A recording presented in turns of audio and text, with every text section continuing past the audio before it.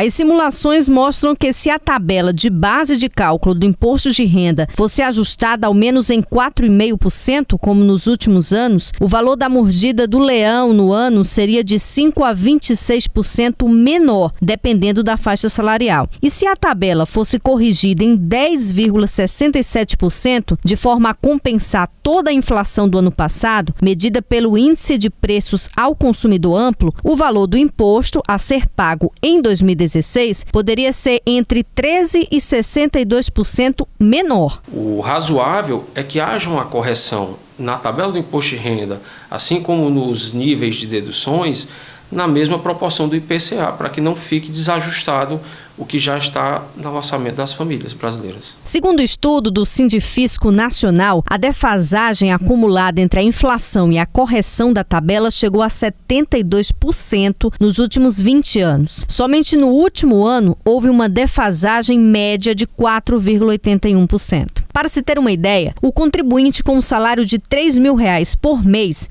pela tabela atual, pagaria R$ 348,12 de imposto. Se a tabela fosse corrigida, pagaria somente R$ 128,88, uma diferença de 63% no valor do tributo. Já se o contribuinte recebeu o salário de R$ 5.000 mensais, ao invés de pagar R$ 3.357,60 de imposto na tabela atual, pagaria R$ 2.542,68 com o ajuste da tabela, um desconto maior que 24%. Hoje, só não paga imposto na fonte quem ganha até R$ 1.903,98 mensais. Se a tabela tivesse sido corrigida nos últimos anos, acompanhando sempre a inflação, o limite de isenção estaria em R$ 3.250. A própria Constituição determina que o imposto de renda seja pessoal, ou seja, que ele se adeque às características dos diversos contribuintes,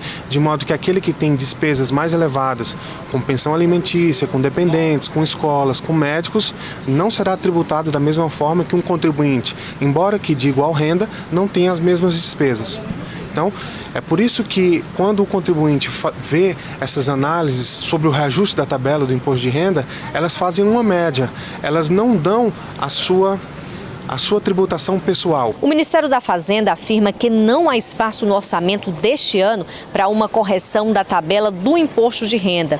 E a Receita Federal confirma que não há reajuste previsto por hora e que a tabela permanece a mesma enquanto não houver alteração em lei. O que os contribuintes podem fazer é acompanhar os valores que vão pagar de imposto de renda no ano por meio do aplicativo chamado Simulador de Alíquotas Efetivas, disponibilizado no site da Receita Federal, e também comparar com os impostos pagos nos anos anteriores. O que esse aplicativo viabiliza é descobrir quanto é a sua alíquota efetiva.